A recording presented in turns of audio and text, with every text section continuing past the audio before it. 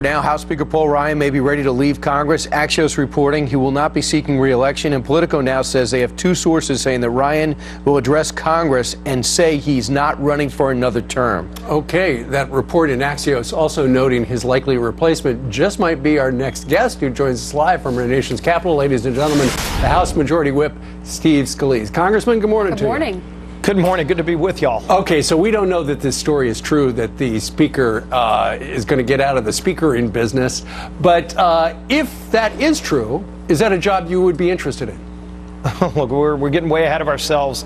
Obviously, there's a lot of speculation, right. But I've been real clear for a long time. I don't want to get into speculation. I want to stay focused on our job. And we've got a lot of work to do working with President Trump to get good things done for the economy. And we got to make sure we keep the majority. I know a lot of people are saying, what are they going to run for next year? But it really becomes irrelevant if Nancy Pelosi is Speaker of the House. And clearly, that's what she's intending on doing. And they're raising a lot of money on their side. We need to make sure we hold the House, and we need to make sure we keep working with President Trump to get this economy back on track.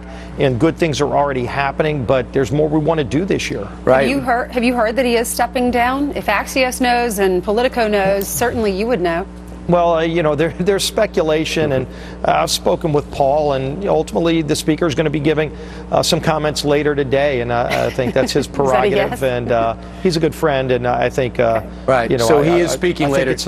He is addressing. I think it's important that he's going to be talking later today, and you know, in the end, we got to focus on keeping this majority, because we're doing the things that we were elected to do to get our economy back on track. Working with President Trump, and again, I've enjoyed working with President Trump, and we've gotten a lot done, but there's more we need to get done. But Congressman, would you, as a Majority Whip, so you're saying he is going to speak today? You would think that he's going to speak today because he's got a major announcement to say. He's not going to leave early, but he's not going to be Speaker if you guys keep the majority. Do you worry about the message and for fundraising, because he's such a fundraising fundraising force? Do you worry about the message with a retirement like this to everybody about your optimism about keeping the majority in the House?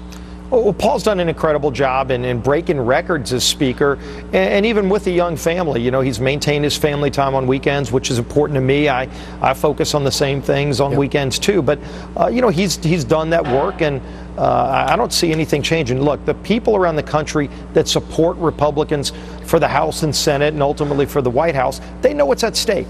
They know what Nancy Pelosi would do as Speaker. And look, you could go back to 2008 when Barack Obama got elected and Nancy Pelosi was Speaker then.